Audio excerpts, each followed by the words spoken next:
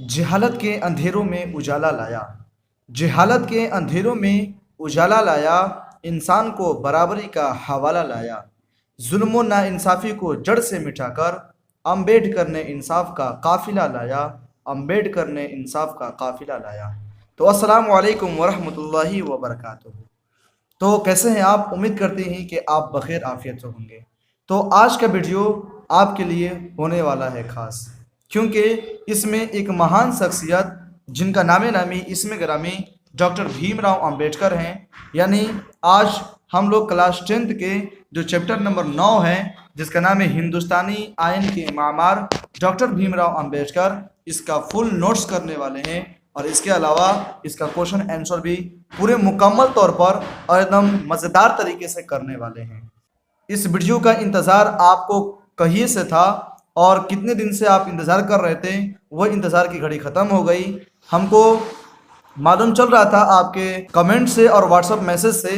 आप इसी तरीके से व्हाट्सएप मैसेज और कमेंट करते रहें, जिससे हमको हौसला अफजाई होता रहे, हमको हौसला मिलता रहे और आगे जल्दी जल्दी हम वीडियो बना सकें। अपने सभी दोस्तों में भी शेयर करिए ताकि वो भी आपके ज़रिए इसमें जुड़े और जुड़ने के बाद पूरे अच्छे तरीके से अपना तैयारी करें और उर्दू का टॉपर बने। ठीक है, तो आइए ज़्यादा देर न करते हुए इस वीडियो की शुरुआत करते हैं और जानते हैं बहुत ही बड़ी शख्सियत जिनका नाम डॉक्टर भीमराव अंबेडकर है, उनके बारे में। तो देख सकते हैं डॉक्टर भीमराव अंबेडकर, जो ये आपका उन्वान है कि हिंदुस्तानी आयन के मामार डॉक्टर भीमराव अंबेडकर। इससे पिछले वीडियो में इनके बारे में पूरा लाइन एक्सप्लेन करते हुए पूरे के पूरे सबक को हम लोग ख़त्म किए थे। यानी हिंदुस्तानी का मतलब होता है हिंदुस्तान यानी भारतीय, आयन का मतलब होता है कानून यानी संविधान के मामार, मामार का मतलब होता है बनाने वाला या निर्माता, यानी भारतीय संविधान के निर्माता, हिंदुस्तानी कानून के जो बनाने वाले हैं वो है डॉक्टर भीमराव अंबेडकर। उन्हीं के बारे में आज हम लोग बिल्कुल अच्छे तरीके से हम लोग उनका नोट्स देखेंगे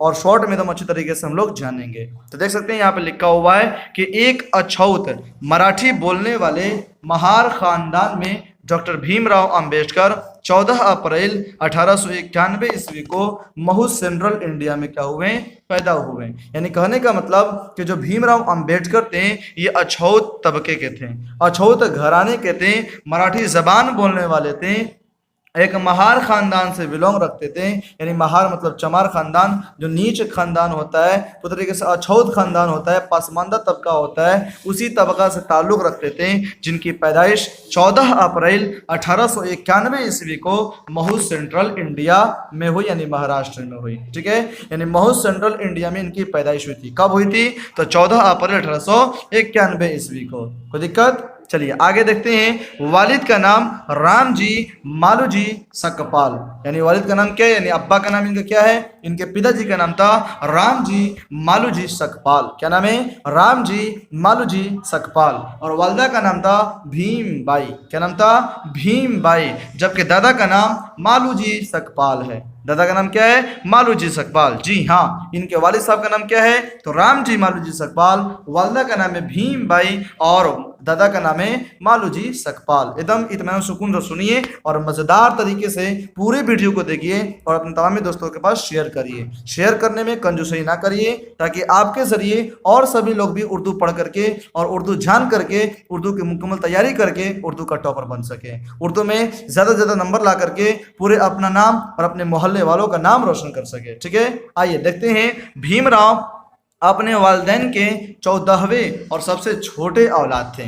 बिल्कुल बिल्कुल, भीमराव जो थे अपने वालिदैन के 14वें सबसे छोटे औलाद थे, 14वें नंबर पे आते थे। यानी 14, इनके वालिदैन के 14 लड़के लड़कियां थीं और उन्हीं में से 14वें जो लड़के थे वो भीमराव थे और सबसे छोटे थे। ठीक है, सब लोग इन्हें प्यार से भीमा कहते थे, लेकिन उन्होंने भीमराव अंबेडकर के नाम से अपनी तालीम मुकम्मल की। यानी जो भीमराव अंबेडकर थे सबसे छोटे बेटे थे, सबसे छोटे बच्चे थे, 14वें बच्चे थे और सबसे छोटे थे, तो प्यारे होबे करेंगे, इसीलिए इनको सब लोग प्यार से भीमा कहते थे। क्या कहते थे? भीमा। लेकिन जबरदस्त बात यह है कि इन्होंने भीमराव अंबेडकर के नाम से अपनी तालीम मुकम्मल की। ठीक है, आगे देखते हैं। दादा मालू जी की तरह वालिद राम जी मालू जी सकपाल बरतानवी सरकार की फौज में मुलाजिम थे। यानी दादा जो मालू जी थे उन्हीं की तरह इनके जो वालिद साहब थे, जिनका नाम था राम जी मालू जी सकपाल, ये बरतानवी सरकार बरतानवी सरकार किसे कहते हैं? तो वो कहते हैं ब्रिटिश साम्राज्य के, ब्रिटिश साम्राज्य के फौज में मुलाजिम थे। यानी जो अंग्रेज का सरकार था उसी को बरतानवी सरकार कहते हैं। उसी अंग्रेज के शासनों में उसके फौज के क्या थे? तो मुलाजिम थे, यानी नौकर थे। वहां पे जाके मुलाजमत करते थे। कौन कौन? तो दादा भी और इनके वालिद साहब भी, वालिद राम जी मालू जी सकपाल। आगे देखिएगा, 14 बरस तक राम जी फौजी स्कूल में हेड मास्टर रहे। अभी आपको जाना नहीं है, मुकम्मल आपको वीडियो देखना है, क्योंकि मुकम्मल इसमें हम नोट्स दिखाने वाले हैं और इसके सवाल जवाब को बिल्कुल अच्छी तरीके से हम लोग करने वाले हैं। ठीक है, इसीलिए बिल्कुल अच्छी तरीके से आप पूरे वीडियो को देखिएगा, मजा आ जाएगा। 14 बरस तक राम जी जो थे फौजी स्कूल में हेड मास्टर रहे। क्या रहे? Head master. इनके जो वालिद साहब थे वो 14 बरस तक क्या रहते? तो फौजी स्कूल के हेड मास्टर रहे थे। ठीक है, सबकदूसी के वक्त उनका ओहदा सूबेदार मेजर का था। किसका था? सूबेदार मेजर का था। जब भीमराव की उम्र 2 बरस की थी तो उनके वालिद फौज की मुलाजमत से सबकदूस हो गए। यानी कहने का मतलब कि जो इनके वालिद साहब थे, भीमराव अंबेडकर के जो वालिद साहब थे राम जी मालू जी सकपाल, ये फौजी स्कूल के हेड मास्टर रहे। कितने साल तक? तो 14 बरस तक, 14 साल तक हेड मास्टर रहे। और जब सबकदूस हो रहे थे ना, तो उस समय सबकदूसी के वक्त इनका ओहदा सूबेदार मेजर का था। क्या था? सूबेदार मेजर का। एग्जाम में आता है कि भीमराव के जो वालिद साहब थे राम जी मालू जी सकपाल, सबकदूसी के वक्त उनका ओहदा कौन सा था? तो सूबेदार मेजर का था। क्या था? सूबेदार मेजर का, याद रखिएगा। और जब ये रिटायर हुए थे तो उस समय भीमराव अंबेडकर की उम्र कितनी थी? तो 2 बरस थी। जब भीमराव अंबेडकर 2 साल के थे, इनके वालिद जो साहब जो थे वो फौज की मुलाजमत से, फौज की नौकरी से क्या हो गए? सबकदूस हो गए, रिटायर हो गए। ठीक है, आइए आगे देखते हैं। खानदान सेंट्रल इंडिया को छोड़कर कोंकण इलाका के दापुली मकान पर जा बसा, जहां 5 साल की उम्र में भीमराव का स्कूल में दाखिला हुआ। यानी कहने का मतलब है कि इनके खानदान जो था वो सेंट्रल इंडिया को छोड़ देता है। जब ये फौज के मुलाजमत से सबकदूस होते हैं तो इनका खानदान जो था सेंट्रल इंडिया को छोड़ देता है और चला जाता है कोंकण इलाका में। कहाँ पर? कोंकण इलाका में एक दापुली मकान है, वहीं पर जाकर के बस जाता है। और यहीं पर 5 साल की जब उम्र होती है भीमराव अंबेडकर की, तो यहाँ से इनका तालीमी सिलसिला शुरू हो जाता है। तालीम का आगाज करना शुरू कर देते हैं, एक स्कूल में इनका दाखिला हो जाता है। ठीक है, आइए आगे देखते हैं। जल्द ही राम जी को सितारा में नौकरी मिल गई तो पूरा खानदान सितारा चला गया, जहां छावनी में गवर्नमेंट हाई स्कूल में दाखिला हुआ और यहीं से वह अपने नाम के आगे अंबेडकर लगाना शुरू किया। यानी कहने का मतलब कि जो भीमराव अंबेडकर के जो वालिद साहब थे वो कोंकण के दापुली मकान में रहते थे। जल्दी ही उनको नौकरी मिल गई। कहाँ पे? तो सितारा में। जैसे सितारा में नौकरी मिल गई, इनका पूरा का पूरा खानदान सितारा आ गया। सितारा चला गया और सितारा जैसे ही चला गया तो वहां पे छावनी में गवर्नमेंट हाई स्कूल है, वहां पर भीमराव अंबेडकर का क्या हुआ? दाखिला हुआ। और मजे की बात यह भी है कि भीमराव अंबेडकर यहीं से अपने नाम के आगे अंबेडकर लगाना शुरू कर दिए, नहीं तो इससे पहले भीमराव भीमराव भीमराव कहे जाते थे। ठीक है, आगे देखिए। भीमराव 6 साल के थे कि उनकी माँ भीमबाई का इंतकाल हो गया। चुनांचे मतलब इसलिए राम जी की बहन यानी भीमराव अंबेडकर की फूफी ने खानदान की देखभाल शुरू की और इधर भीमराव को अब कड़वी सच्चाई का एहसास होने लगा था। यानी कहने का मतलब कि जो भीमराव अंबेडकर थे सिर्फ 6 साल के थे, इनके वालदा का, इनके माँ का, भीमबाई का इनका इंतकाल हो जाता है। ये डेट कर जाती हैं, इनके पूरी तरीके से विशाल हो जाता है। ठीक है, यानी इनकी मृत्यु हो जाती है। इसलिए क्या होता है कि जो राम जी की बहन रहती है यानी अंबेडकर की जो फूफी रहती है, उन्होंने क्या किया कि इनके पूरे खानदान को या भीमराव अंबेडकर को देखभाल करना शुरू कर दी। और इधर भीमराव अंबेडकर को कड़वी सच्चाई का एहसास होने लगा कि हम क्या हैं? तो जात के अछूत हैं, हम पासमंदा तबके से हैं, हम महार खानदान से हैं। ठीक है, यही कड़वी सच्चाई इनको मालूम होने लगा था। आगे देखिएगा। राम जी को सितारा में वाली नौकरी खत्म हो गई, यानी राम जी जो थे इनकी सितारा वाली नौकरी अब खत्म हो गई। तब क्या हुआ? तो खानदान मुंबई जाकर बस गया, जहां एलिफेस्टन हाई स्कूल में दाखिला हुआ। पूरा याद कर रखे आपको छोड़ेंगे। जो राम जी मालू जी सकपाल थे वो सबसे पहले महू सेंट्रल इंडिया में रहते थे, फिर उसके बाद कहाँ चले गए? तो वहां से फिर चले गए कहाँ पर जानते हैं? कहाँ पे चले गए बताइए आप लोग? महू सेंट्रल इंडिया में रहते थे, तो महू सेंट्रल इंडिया में जैसे ही रहते थे तो वहाँ से फिर इनका खानदान पूरा कहाँ चला गया? तो फिर कोंकण इलाका में चला गया। ठीक है, यानी वहाँ से फिर चला गया कहाँ पर, तो महू सेंट्रल इंडिया से फिर इनको उनका पूरा खानदान चला गया कोंकण इलाका में, ठीक है, कोंकण इलाका में चला गया, कोंकण इलाके के दापोली मकान में रहता था। फिर वहां से फिर सितारा में चला गया, इनका नौकरी सितारा में लग गया। फिर सितारा और नौकरी खत्म हो गई तो इनका पूरा खानदान मुंबई में आकर के बस गया और यहाँ पर एल्फिस्टन हाई स्कूल है, वहां पर इनका दाखिला हुआ, ठीक है। आगे देखिए, भीमराव के दादा परदादा कोंकण इलाके में अम्बावाडे के रहने वाले थे। मराठी जबान बोलने वालों की रवायत थी, यानी चाल चलन था कि अपनी जात के साथ अपने रहायशी मकान का नाम लगाते हैं। चुनांचे भीमराव को सकपाल के अलावा दूसरा सरनेम अम्बावाडेकर मिला, जिसे आसानी से बोलने के लिए स्कूल के रजिस्टर पर अंबेडकर लिख दिया गया। समझ रहे हैं, भीमराव अंबेडकर के जो दादा परदादा थे वो कोंकण इलाका में एक अम्बावाडेकर है, अम्बावाडे है, वहीं के रहने वाले थे। और जो मराठी जबान बोलने वाले थे उनकी रवायत थी, उनको सदियों से ये रवाज चला हुआ था कि अपनी जात के साथ साथ वो रिहायशी जो मकान है जहाँ रहते हैं उस मकान का नाम भी लगाएंगे। इसलिए जो भीमराव अंबेडकर थे इनको अंबेडकर के अलावा दूसरा सरनेम, मतलब सकपाल के अलावा इनका दूसरा सरनेम अम्बावाडेकर मिल गया। लेकिन स्कूल में आसानी के लिए, बोलचाल में आसानी होने के लिए ये रजिस्टर में अंबेडकर लिख दिए और वहीं से ये मशहूर होना शुरू कर गए। पूरा नाम इनका हो गया भीमराव अंबेडकर, भीमराव अंबेडकर। आइए आगे देखते हैं इनकी तालीमी सिलसिला कैसे चलती है, कैसे कैसे ये आगे बढ़ते हैं। 1908 में मैट्रिक का इम्तिहान पास किया, ठीक है। 1908 जब आया तो इन्होंने मैट्रिक का इम्तिहान पास किया, तब एल्फिस्टन कॉलेज में दाखिला लेकर 1912 ईस्वी में BA की डिग्री हासिल की। उसके बाद बड़ौदा स्टेट से तालीमी वजीफे पर आला तालीम के गर्ज से अमेरिका चले गए और कोलंबिया यूनिवर्सिटी में दाखिला लेकर माशियात यानी इकोनॉमिक्स से MA पास किया और 1916 ईस्वी में PhD की डिग्री हासिल की, यानी PhD भी किया। यानी कहने का मतलब कि 1908 जब आया तो उन्होंने मैट्रिक 10th का इम्तिहान पास किया और जैसे 10th का इम्तिहान पास किया तो पूरे महार खानदान वालों में ये फख्र वाली बात थी। इसीलिए महार खानदान के पूरे लोग मिल करके एक जलसा किए और उस जलसा में मेहमान खुशूसी के तौर पर यानी मेन आदमी के तौर पर भीमराव अंबेडकर को बुलाएं और इनका हौसला अफजाई कराएं, ठीक है। क्योंकि पूरे महार खानदान में कोई भी पढ़ने वाला नहीं था, कोई यहाँ तक इतना पास होने वाला नहीं था, मैट्रिक पास करने वाला कोई आज तक नहीं था, ठीक है। क्योंकि वहाँ पे तालीम हासिल करने लोग नहीं देते थे महार खानदान वाले को।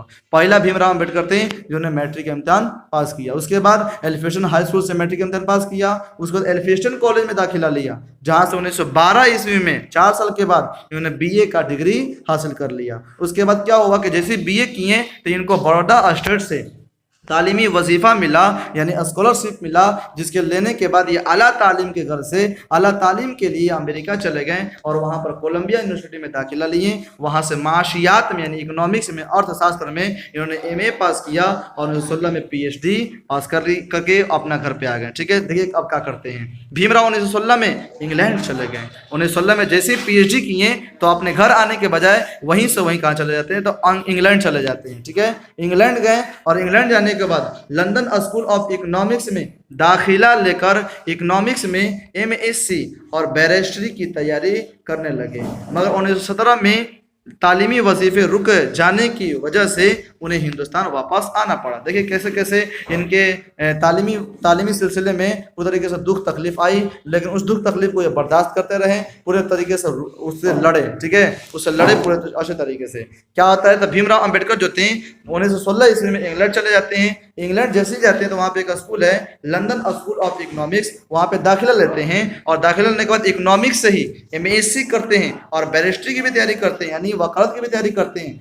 मगर 1917 जैसे ही होता है तो 1917 में इनका तालीमी जो वजीफा था और स्कॉलरशिप जो था वो रुक जाता है, जिसकी वजह से उन्हें हिंदुस्तान वापस आ जाना पड़ता है। ये 1917 में कहाँ जाते हैं, तो हिंदुस्तान आ जाते हैं। 1916 में पहली बार गए थे और फिर 1917 में ये वापस हिंदुस्तान आ जाते हैं। क्यों, तालीमी वजीफे रुक जाने की वजह से, ठीक है। आगे देखिए, हिंदुस्तान आकर स्टडीहाम, यहाँ पे स्टडीहाम होगा, कॉलेज में प्रोफेसर ऑफ कॉमर्स और इकोनॉमिक्स की हैसियत से मुलाजमत करने लगे। तकरीबन 1918 से 1920 तक काम करने के बाद फिर 1920 ईस्वी में दोबारा इंग्लैंड गए और 1921 ईस्वी में MSc और करके 1923 ईस्वी में DSc और बैरिस्ट्री भी किया। देखिए किस तरीके से किए हैं। हिंदुस्तान आए और हिंदुस्तान आ करके स्टडीहाम एक कॉलेज है, वहाँ पर प्रोफेसर ऑफ कॉमर्स और इकोनॉमिक्स की हैसियत से पूरी तरीके से मुलाजमत करते हैं, वहाँ पढ़ाने लगते हैं। तकरीबन 2 से 2.5 साल 3 साल तक पढ़ाते हैं, यानी 1918 1918 से 1920 तक पढ़ाते हैं, और 20 तक पढ़ाने के बाद जो भी इनको सैलरी मिलता है, जो भी इनको माहाना तनख्वाह मिलता था, उसको पूरी तरीके से बचाते थे, और इनके जो मुखलिसिन थे, इनके पूरी तरीके से मदद करने वाले जो लोग थे वो मदद किए थे, तो सारा पैसा जुटा करके पूरी तरीके से दोबारा 1920 ईस्वी में कहाँ चले गए, इंग्लैंड चले गए, और अपने अधूरी जो तालीम था इसको मुकम्मल किए, यानी 1921 ईस्वी में एमएससी कर लिए, और 1923 ईस्वी में डीएससी भी किया, और यहाँ तक के बैरिस्ट्री भी कर लिया। याद रखिएगा, 1921 ईस्वी में एमएससी और 1923 ईस्वी में 2 डिग्री हासिल किए थे, डीएससी भी किए थे और बैरिस्ट्री भी किए थे, और फिर हिंदुस्तान आ गए। ठीक है, भीमराव हिंदुस्तान आकर वकालत का पेशा इख्तियार किया। अब वकील बन ही गए, बैरिस्ट्री करें तो वकील बनबे नहीं करेंगे, तो जैसे ही हिंदुस्तान आए तो वकालत का पेशा इख्तियार कर लिए, ना वकील बन गए पूरी तरीके से। सहाफत से भी खुद को जोड़ा, यानी सहाफत यानी संवाददाता जो होता है ना, संवाददाता मीडिया वाला पत्रकार जो होता है, उससे भी अपने आप को जोड़ें, और समाजी इस्लाह के लिए तंजीमें कायम की। पूरी तरीके से समाज की इस्लाह करने के लिए तंजीम को खड़ा कर दिए, पूरी तरीके से कंपनी वगैरह जितना भी दफ्तर होता है उसको पूरी तरीके से खड़ा करना शुरू कर दिए। आगे देखिएगा ध्यान से, भीमराव की शादी 14 बरस की उम्र में, जब वह 5वें दर्जे के तालिब इल्म थे, तो 9 बरस की लड़की रामाबाई से हुई। यानी भीमराव अंबेडकर जो थे सिर्फ 14 साल के थे, सिर्फ 14 साल के थे, तो उस समय ये 5वें क्लास में पढ़ते थे, तभी इनकी शादी 9 बरस की लड़की एक रामाबाई थी, उन्हीं से इनकी शादी हो जाती है। उनके इंतकाल के बाद, रामाबाई के इंतकाल के बाद, उन्होंने ऊंची जात की तालीम याफ्ता खातून से शादी की। किसी का शादी की, तो एक तालीम याफ्ता खातून थी, यानी शादीशुदा औरत थी, उसे ये शादी करते हैं रामाबाई के इंतकाल के बाद। आगे देखिए, ध्यान से देखिएगा, लास्ट चल रहा है, इसका खत्म हो जाएगा, फिर सवाल जवाब की तरफ चलेंगे। भीमराव ने अछूतों को यह सलाह दी कि हम उस वक्त तक कोई तरक्की नहीं कर सकते जब तक हम 3 मरहलों में अपने अंदर की सफाई नहीं करते, जो दर्ज झेल है। कौन कौन है, तो हमें अपने इखलाकी आम बर्ताव को ऊपर उठाना होगा, यानी हमें जो आम बर्ताव है, इखलाकी बर्ताव, उस तरीके से उसको ऊपर उठाना होगा, यानी मोहब्बत प्यार से रहना होगा। अपना तलफ़ुज़ सुधारना होगा, यानी जो वर्ड हम बोलते हैं उसको पूरी तरीके से सुधारना होगा। अपने बोल चाल में तब्दीली लानी होगी, सबको इज्जत से पुकारना होगा। अपने ख्यालात को नई ताकत देनी होगी, नई नई बातों को सोचना होगा, और अच्छी अच्छी बातों को पूरी तरीके से अपने दिमाग में, ख्याल में लाना होगा। अगर ये 3 मरहलों में अपने अंदर की सफाई कर लेते हैं तो हम पूरी तरीके से तरक्की कर सकते हैं। ये भीमराव अंबेडकर बताते हैं, किसको, तो अछूतों को बताते हैं, अछूतों को सलाह देते हैं। ठीक है, आइए आगे देखते हैं। भीमराव अंबेडकर हिंदुस्तानी समाज में छुआछूत के रिवाज से बहुत ही बरहम और बेजार थे। यानी पूरी तरीके से जो भीमराव अंबेडकर थे, हिंदुस्तानी समाज में जो भी छुआछूत का रिवाज था, इससे बहुत ज़्यादा बरहम हो चुके थे, यानी बहुत ज़्यादा नाराज़ हो चुके थे और बेजार हो चुके थे, यानी परेशान हो चुके थे। इसलिए उन्होंने बुद्ध मजहब कबूल कर लिया। ठीक है, बुद्ध मजहब क्या कर लिया, कबूल कर लिया। उनके इस कदम से मुतासिर होकर, प्रभावित होकर, खुश होकर के दूसरे अछूत तबका के लोगों ने भी कसीर तादाद में, यानी ज़्यादा से ज़्यादा तादाद में अपना मजहब तब्दील करके बौद्धिस्ट हो गए। क्या हो गए, बौद्धिस्ट हो गए, बुद्धिस्ट। बहुत सारे तादाद में लोग मजहब तब्दील किए, इनके इस कदम से मुतासिर होकर के, खुश होकर के बहुत सारे लोग अपना मजहब तब्दील किए, और सभी लोग बौद्ध मजहब कबूल करने के बाद बौद्धिस्ट हो गए। ठीक है, आइए आगे देखते हैं। भीमराव के कारनामों की फहरिस्त, यानी लिस्ट, सूची बहुत लंबी है। उनको हिंदुस्तान का वजीर कानून बनाया गया, और हिंदुस्तान का सबसे बड़ा एजाज भारत रत्न से नवाजा गया। यानी जो भीमराव अंबेडकर थे, इनके कारनामों का अगर देखा जाए तो इनका लिस्ट अगर बनाए तो बहुत लिस्ट लंबी होगी। ठीक है, ये हिंदुस्तान के वजीर कानून बने थे, वजीर कानून इनको बनाया गया था। समझ रहे हैं, वजीर कानून इनको बनाया गया था, कानून का वजीर बना दिया गया था। ठीक है, याद रखिएगा, आपका एग्जाम पूछता है कि भीमराव अंबेडकर को हिंदुस्तान का क्या बनाया गया, तो वजीर कानून बनाया गया था। इनको सबसे बड़ा एजाज इनको मिला था, जिसका नाम था भारत रत्न। भारत रत्न जैसा एजाज इनको मिला हुआ था। ठीक है, चलिए आइए लास्ट पॉइंट है, लास्ट पॉइंट को देखते हैं। इसमें बताया जा रहा है कि 5 दिसंबर 1956 ईस्वी के रात डॉक्टर भीमराव अंबेडकर सोने के लिए बिस्तर पर गए तो नींद ही में वफात पा गए।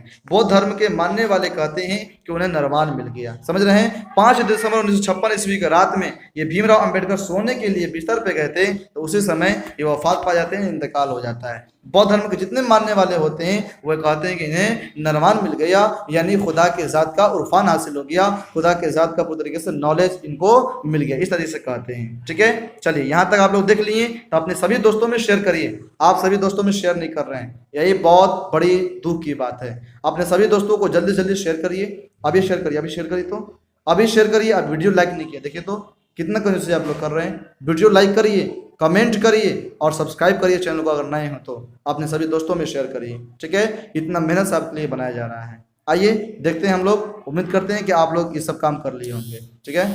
आइए देखते हैं मुख्तसर तरीन सवालात। क्या है? मुख्तसर तरीन सवालात। इसमें पहला है कि भीमराव अंबेडकर की पैदाइश कब और कहाँ हुई। जो भीमराव अंबेडकर थे इनकी पैदाइश कब हुई और कहाँ हुई? तो 14 अप्रैल 1891 ईस्वी को महू सेंट्रल इंडिया, सूबा महाराष्ट्र है, ठीक है। सूबा महाराष्ट्र में इनकी पैदाइश हुई थी 14 अप्रैल 1891 ईस्वी में। दूसरा, भीमराव अंबेडकर के वालिदैन का नाम लिखिए। तो वालिद का नाम है रामजी मालूजी सकपाल और वालिदा का नाम है भीम बाई, ठीक है। तीसरा सवाल देखेंगे कि भीमराव के वालिद फौज में किस ओहदे से सबकदोस हुए। तो वो थे सूबेदार मेजर, सूबेदार मेजर के ओहदे से सबकदोस हुए, ठीक है। भीमराव की शादी किस उम्र में और किससे हुई? आप जानते ही हैं, 14 साल की उम्र में रमाबाई से हुई थी, ठीक है। 14 साल की उम्र में रमाबाई से हुई थी। पांचवा नंबर सवाल है कि बीए करने के लिए भीमराव ने किस कॉलेज में दाखिला लिया? तो वह था एलिफेशन कॉलेज। एलिफेशन हाई स्कूल से मैट्रिक किया और उसके बाद बीए करने के लिए एलिफेशन कॉलेज में दाखिला लिया, जहां से 1912 ईस्वी में बीए कर लिया। छठा नंबर सवाल है कि बुद्ध मजहब में निर्वाण का क्या तस्वुर है? निर्वाण का क्या मतलब है? तो खुदा के ज़ात का उर्फान हासिल करना, खुदा के ज़ात का पूरी तरीके से मैसेज हासिल करना, ठीक है, नॉलेज हासिल करना। आगे देखिए, मुख्तसर सवालात है यानी पूरी तरीके से लघु तरीके क्वेश्चन है। देख सकते हैं यहाँ पर है कि स्कूल में भीमराव के साथ तलबा और उस्तादिजा का सलूक कैसा था। तो जवाब हो जाएगा, स्कूल में भीमराव के साथ जात पात का भेदभाव किया जाता था। सिर्फ तलबा ही नहीं बल्कि स्कूल के उस्तादिजा भी उन्हें नफरत और हकारत की नज़र से देखते थे। भीमराव को अपने जात की वजह से बहुत बेइज्जती सहनी पड़ती थी कि उन्हें स्कूल में दूसरे बच्चों के साथ बैठने की इजाज़त नहीं थी। हालांकि स्कूल सरकारी था लेकिन यहाँ भी भीमराव के साथ जात पात का भेदभाव किया जाता था। भीमराव की खामोशी, जो भीमराव थे ये खामोशी के साथ अपनी बेइज्जती बर्दाश्त करते। समझ रहे हैं? इतना अच्छे तरीके से इसमें लिखा गया है, एकदम आसान आसान भाषा में लिखा गया है, आप खुद अपने जबान में लिख सकते हैं, ठीक है। देखिए दूसरा क्वेश्चन है कि भीमराव का खानदान मुंबई जाकर क्यों बस गया। तो भीमराव का खानदान जो है मुंबई जाकर इसलिए बस गया क्योंकि भीमराव के वालिद रामजी मालूजी सकपाल की सितारा वाली नौकरी खत्म हो गई, ठीक है, जिस वजह से भीमराव के खानदान को मुंबई मुंतकिल होना पड़ा। फिर यहीं एलिफेशन हाई स्कूल में भीमराव का दाखिला हुआ, जहां से मैट्रिक का इम्तिहान 1908 में पास किया। अभी तो बताए हैं आपको, ऊपर बताए हैं तो अच्छे तरीके से आप समझे हैं, बिल्कुल उसी तरीके से आप कर सकते हैं। तीसरा क्वेश्चन है कि भीमराव के हसूल तालीम पर 5 जुमला लिखिए, यानी इनके तालीम हासिल की है तो इन पे 5 जुमला लिखना है। तो सबसे पहला क्वेश्चन आप देख सकते हैं कि भीमराव अंबेडकर तालीम के मामले में शुरू में तो संजीदा नहीं थे, लेकिन आगे चलकर जब उन्हें तालीम की अहमियत का एहसास होने लगा तो उन्होंने अपने तालीम पर ध्यान देना शुरू किया। इब्तदाई तालीम के बाद मुंबई के एलिफेशन हाई स्कूल में 1908 ईस्वी में मैट्रिक का इम्तिहान पास किया। फिर 1912 में एलिफेशन कॉलेज से बीए किया। उसके बाद बड़ौदा स्टेट से तालीमी वजीफा यानी स्कॉलरशिप लेकर आला तालीम के लिए अमेरिका चले गए और कोलंबिया यूनिवर्सिटी में दाखिला लिया, जहां से माशियात यहाँ पे बड़ी स्क्रीन होगा, डाल दीजिएगा, माशियात में यानी इकोनॉमिक्स में एमए पास किया, मास्टर ऑफ आर्ट की डिग्री हासिल की। उसके बाद उन्होंने 1916 में पीएचडी की डिग्री हासिल की और उसके बाद फिर उसी साल इंग्लैंड चले गए, वहां लंदन स्कूल ऑफ इकोनॉमिक्स में दाखिला लिए, मगर तालीमी वजीफे रुक जाने की वजह से हिंदुस्तान आए और मुलाजमत की। फिर दोबारा फिर इंग्लैंड गए और इंग्लैंड जाकर के अपनी अधूरी तालीम को मुकम्मल की। इतने अच्छे तरीके से जबरदस्त तरीके से बताया गया है। अगर इतना लिख लीजिएगा तो आपको कंफर्म है कि जितना नंबर का हो उतना नंबर आपको जरूर से जरूर मिल जाएगा। आइए चौथा नंबर और लास्ट नंबर है, लास्ट क्वेश्चन, इसको हम ध्यान से देखिएगा। भीमराव अंबेडकर की आईनी खिदमात के मुख्तसर बयान कीजिए। जो आईनी खिदमात है, संविधान लिखने में इनका कितना रोल प्ले है उसके बारे में है, ठीक है। तो जवाब इसका देखिएगा, हिंदुस्तानी आइन के असल मामार भीमराव अंबेडकर हैं, जिन्होंने मसौदा कमेटी के सदारत कर हिंदुस्तान को एक लंबा और लचीला आइन दिया। उन्होंने आइन में ऊंच नीच की भेदभाव को ख़त्म करने की सिफारिश की और मुल्क के हर शहरी को मजबूत और मुस्तहकम हक दिलाया, यानी सबसे अच्छा हक दिलाया। उनके कारनामों की एक लंबी फहरिस्त लिस्ट लिस्ट है। भीमराव अंबेडकर ने हिंदुस्तान आइन को बनाने में जो खिदमत अंजाम दी उसे फरामोश नहीं किया जा सकता, यानी नहीं भुलाया जा सकता है। ठीक है, उम्मीद करते हैं कि यहाँ तक बिल्कुल अच्छी तरीके से आपको समझ में आ गया होगा। अगर कोई दिक्कत हो तो आप इस नंबर पर व्हाट्सएप मैसेज कर सकते हैं। व्हाट्सएप मैसेज करेंगे तो सबसे पहले सलाम लिखेंगे, हाय हेलो से काम नहीं चलेगा। हाय हेलो मुसलमान की पहचान नहीं है, इसलिए आप सलाम करिए। अगर हाय हेलो करिएगा तो आपका रिप्लाई कभी नहीं देंगे, याद रखिएगा। हाय हेलो से कोई बात नहीं होती है, सलाम करिए। सलाम करने के बाद, क्योंकि मुसलमान पर सलाम सुन्नत है, सलाम करना सुन्नत है, हाय हेलो करना कुछ भी नहीं है। सलाम करिए, सलामती की दुआ करिए। उसके बाद अपना नाम लिखिएगा, अपना नाम, अपने गांव का नाम, जिला का नाम जरूर लिखिएगा, ताकि हमको मालूम चल सके कि आप कहाँ से देख रहे हैं, ये वीडियो कहाँ कहाँ देखी गई है और कौन कौन लोग देखे हैं। ठीक है, इसलिए आप इस नंबर पर मैसेज करेंगे। कोई भी दिक्कत हो तो हमसे राब्ता करेंगे, इंशाअल्लाह वो पूरा मुकम्मल आपको दिक्कत खत्म किया जाएगा। ठीक है, तो ये वीडियो आपको कैसा लगा आप कमेंट बॉक्स में ज़रूर से ज़रूर बताएंगे। अगर अभी तक चैनल को सब्सक्राइब नहीं किए हैं तो सब्सक्राइब कर लेंगे, अपने तमाम ही दोस्तों के पास शेयर कर देंगे। ठीक है, चलिए आज इतना ही, फिर हम लोग मिलेंगे अगले वीडियो के साथ। तब तक अपना ख्याल रखें, खुदा हाफिज़।